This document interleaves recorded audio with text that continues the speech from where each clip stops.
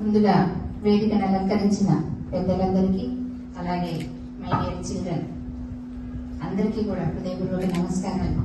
ఈరోజు ఇది చిన్న ప్రోగ్రాం కాదు, చాలా పెద్ద ప్రోగ్రాం. ఎందుకంటే వీళ్ళు సేవ చేయాలి, రోగులకు సేవ చేయాలన్న ఉద్దేశంతో అందరూ ఈ కోర్సులు తీసుకోవడం జరిగింది. ఆ సేవాభావం అనేది ఇప్పుడు ప్రస్ఫుటమైంది. ఎందుకంటే ఇంత తక్కువ సమయంలోనే ఇంత పెద్ద అమౌంట్, కొద్ది మంది స్టూడెంట్స్ కలిపి ఇంత పెద్ద అమౌంట్ సేకరించాలంటే వాళ్ళ అంకిత భావం తెలుస్తుంది. అంటే మానవ సేవ అనేది వాళ్ళకి ఇప్పటి నుంచి అలవాటు చేసినందుకు, దానికి ప్రోత్సహించినందుకు మరి మీ అందరికీ కూడా అధ్యాపక బృందం ప్రోత్సాహం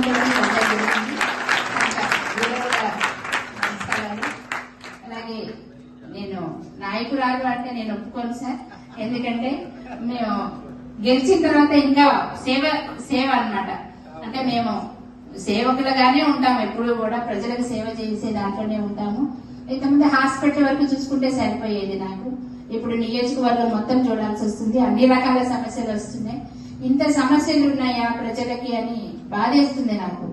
ఇంత వెనుకబడి ఉన్నాము, ఆడవాళ్ళ పరిస్థితి చూస్తే ఇంకా ఘోరంగా ఉంది. ఇన్ని సమస్యలతో ఎలా ఉంటున్నారు, ఇవి ఎలా తీర్చాలి అని నిరంతరం నేను ఆలోచిస్తూ వాళ్ళకి సపోర్ట్ గా చేస్తూ వస్తున్నాను.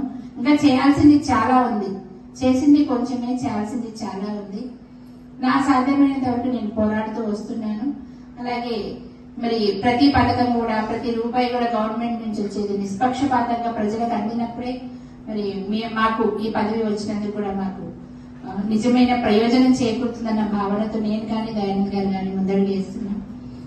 ఇది అలవడడానికి కారణం ఏంటంటే ముఖ్యంగా మా అత్తయ్య గారు, మామయ్య గారు వాళ్ళు మొట్టమొదటగా 60 ఏళ్లు కిందటే ఇక్కడ ఎటువంటి వైద్య సౌకర్యాలు లేదు. సత్పల్లి ఇప్పుడంటే ఇది మున్సిపాలిటీ టౌన్ అయింది, కానీ అంతకుముందు చిన్న కుగ్రామం, చుట్టూ అడవి ఉండేది. ఆ టైంలో మరి వాళ్ళిద్దరు ఇక్కడ హాస్పిటల్ పెట్టి నిరుపేదలకి వైద్య సహాయం చేస్తూ ఇంట్లో ఉంచుకొని భోజనాలు పెట్టి, ఎందుకంటే అప్పుడు రవాణా సౌకర్యాలు కూడా ఉండేవి కాదు. సీరియస్ కేసులు వస్తే మరి బస్సులు, ఆటోలు ఏముండేవి కాదు, నడుచుకుంటూ రావడం. అందుకని ఇంట్లోనే ఉంచుకొని వాళ్ళకి భోజన సౌకర్యాలు కల్పిస్తూ వైద్యం చేసి నామమాత్ర ఫీజులతోటి కొంతమందికి వెళ్లేటప్పుడు మందులు ఉచితంగా ఇచ్చి ప్రయాణానికి ఛార్జీలు కూడా ఇచ్చి పంపించేవారు. అలాంటి కుటుంబం నుంచి దయానంద్ గారి పుట్టుకతోటే, ఆయన పేరే దయానంద్, నేను చెప్పకూడదు, మా వారిని నేను పొగడకూడదు, కానీ అలా సేవలు చేస్తూ వచ్చారు. 6 నెలలు సహవాసం చేస్తే వాళ్ళు వీళ్ళు అవుతారు అన్నట్టు నేను ఆ కుటుంబంలోకి వచ్చినాక నాకు కూడా అదే అలవాటు అయింది. సో నేను కూడా అదే బాటలో మొట్టమొదటిగా గవర్నమెంట్ సర్వీస్ చేశాను. 12 సంవత్సరాలు అశ్రావుపేట, దమ్మపేట, లంకాసాగర్ ఇట్లన్నీ ట్రైబల్ రూరల్ ఏరియాలో చేశాను.